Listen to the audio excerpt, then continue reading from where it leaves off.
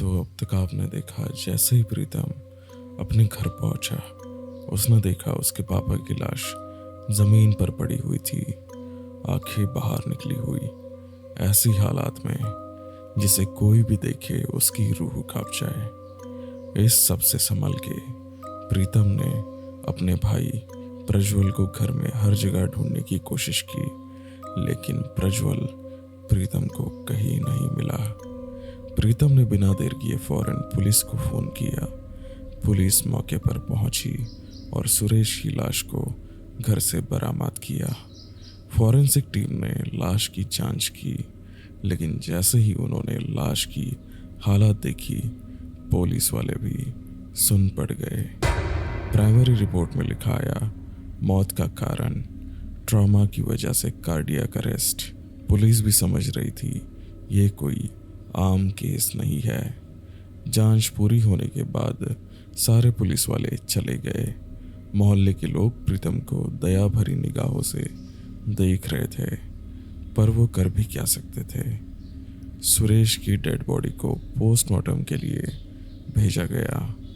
Police अब भी प्रज्वल की तलाश कर रही थी, जो अब तक लापता था।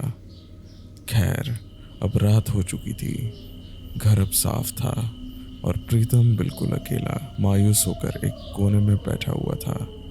उसके नीचे पुलिस का बनाया हुआ वाइट मार्क जहां डेड बॉडी पड़ी हुई थी। प्रीतम की आंखों के सामने से वो मंजर जा ही नहीं रहा था, मानो सुरेश की लाश अभी भी उसी पोजीशन पर वहां पे पड़ी हुई हो और बाहर निकली हुई आंखों से प्रीतम की ओर ही देख रही हो। प्रीतम ने अपने आप को समझाने की कोशिश करी कि ये कोई सपना नहीं, ये हकीकत है, और वो खुद को कोसने लगा। काश मैं दिल्ली नौकरी के लिए नहीं गया होता तो शायद मैं ये सब होने से रोक पाता।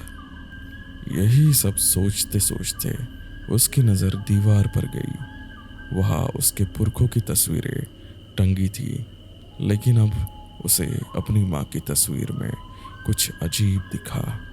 तस्वीर एकदम काली पड़ चुकी थी और चेहरा धुंधला हो चुका था, और सबसे डरावनी बात, उसे अपनी माँ का चेहरा याद ही नहीं आ रहा था, जबकि वो रोज सुबह उठकर वही तस्वीर देखा करता था।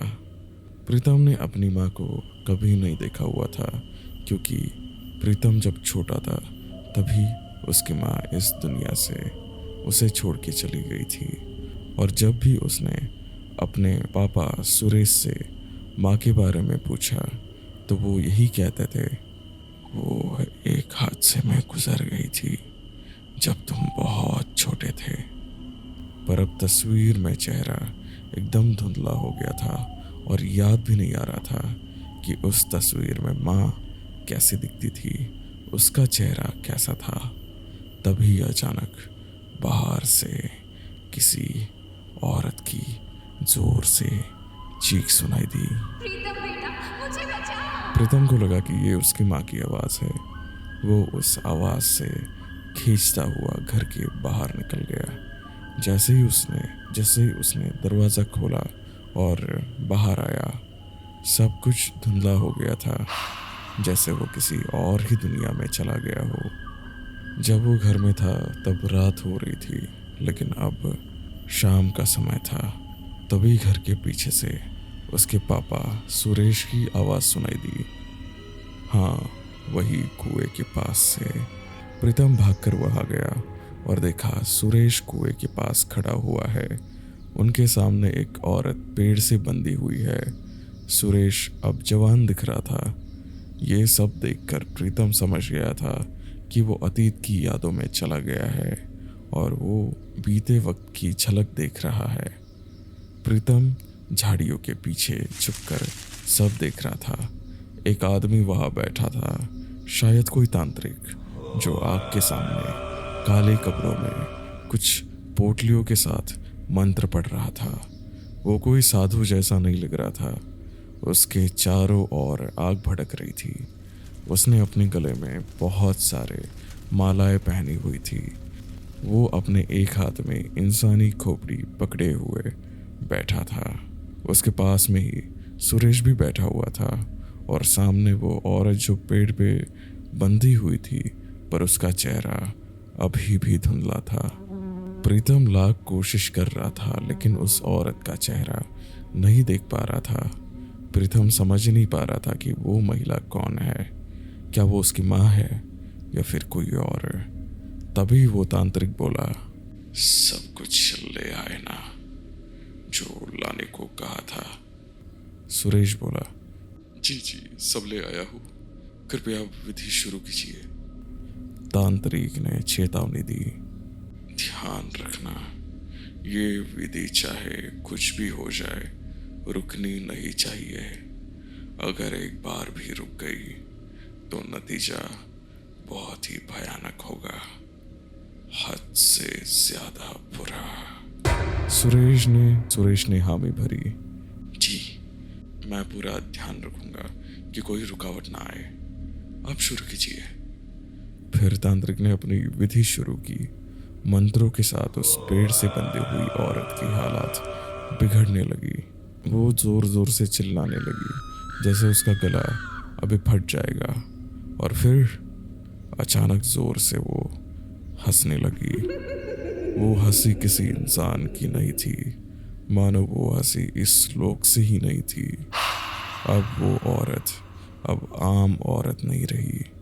उसका चेहरा भले ही धुंधला था, पर उसके अंदर एक भयानक ताकत आ चुकी थी। वो आसपास के छोटे पेड़ उखाड़ के फेंकने लगी। फिर अचानक उसकी नजर झाड़ियों की ओर गई जहां प्रीतम छुपा हुआ था। वो औरत जोर जोर से हंसने लगी और झाड़ियों की तरफ देखने लगी। ये देखकर सुरेश भी झाड़ियों की तरफ देखा तो प्रीतम झाड़ियों के पीछे अच्छे से छुप गया। सुरेश को शक हो गया कि वहां पे कोई था।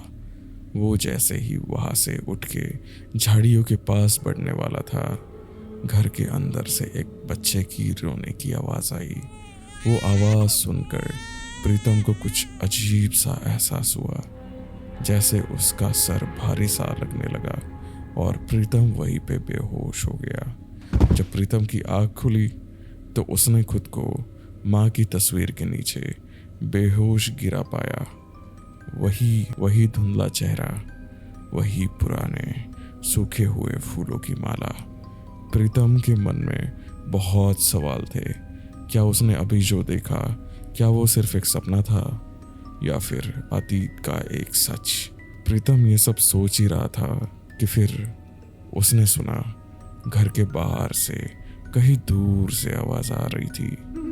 उसने बाहर जाके देखा, वही कुएं से किसी और की नहीं, उसके माँ की आवाज आ रही थी।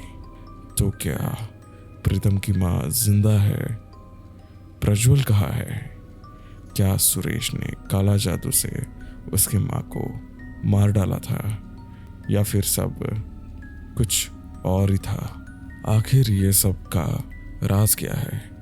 इन सारे सवालों के जवाब जानने के लिए इंतज़ार कीजिए इस कहानी के अगले भाग की।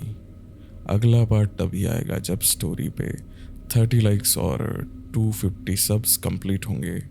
कहानी सुनने के लिए बहुत बहुत धन्यवाद। मिलते हैं अगले भाग में।